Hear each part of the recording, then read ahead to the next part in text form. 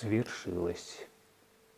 Наконец-то мы дождались встречи на сцене легенды оперы Пласидо Доминго и озаривший музыкальный небосклон своим космическим талантом Димашем.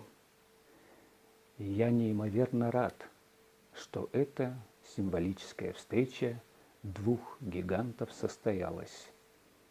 Уходящая звезда передает эстафету достойному преемнику.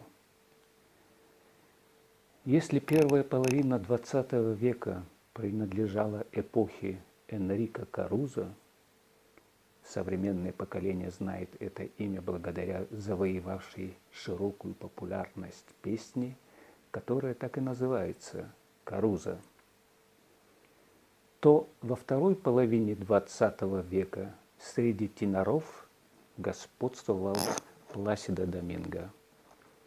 Вообще, Доминго побил все мыслимые и немыслимые рекорды.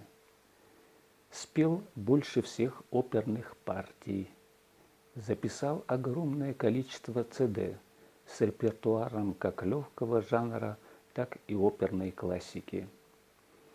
Был много лет главным дирижером оперного театра в Лос-Анджелес.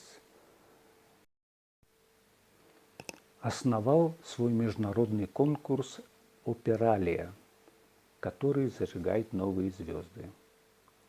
Обладатель больше 10 премий Грэмми.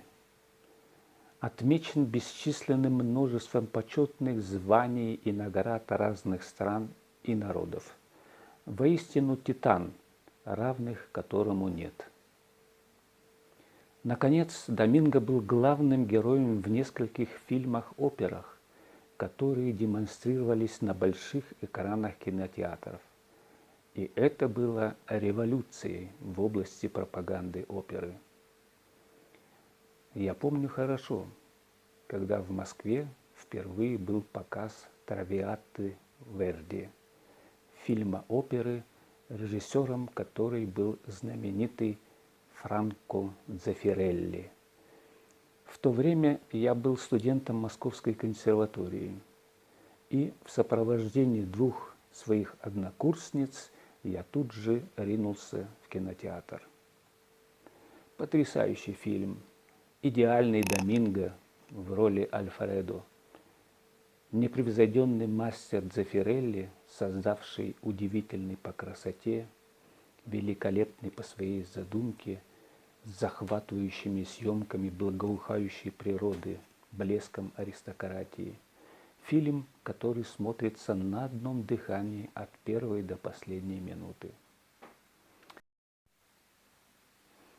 Этот просмотр запомнился мне также комической ситуацией.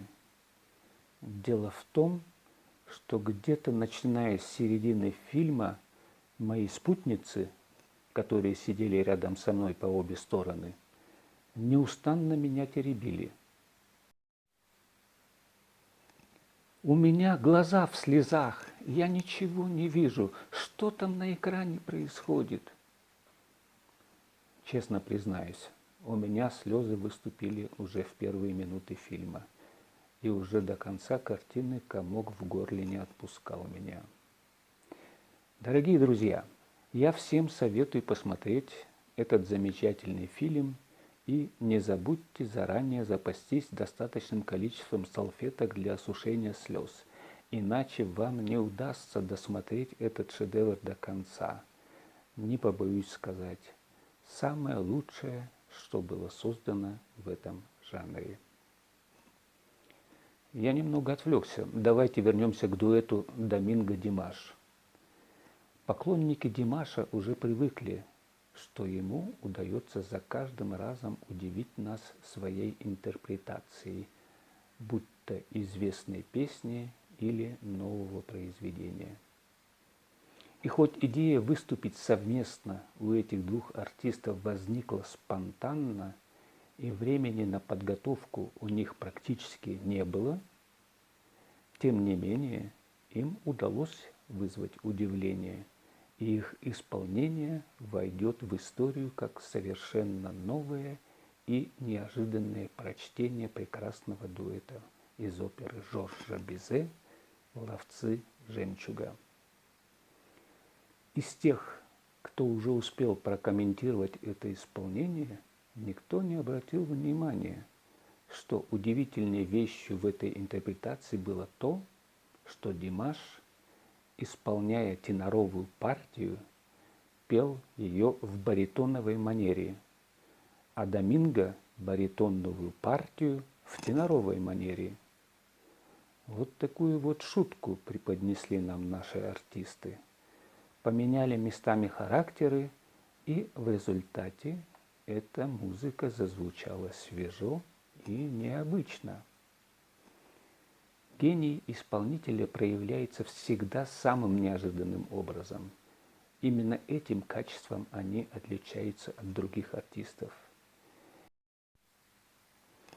Видение гениев невозможно предвидеть. Они открывают новые миры, новые перспективы, умеют вдохнуть в утвердившиеся каноны свежее дуновение, а в новых сочинениях создавать высочайший эталон. Остается только поблагодарить Бога, что дал нам возможность насладиться слиянием в абсолютной красоте двух голосов непревзойденных артистов. Браво, Доминго! Браво, Димаш!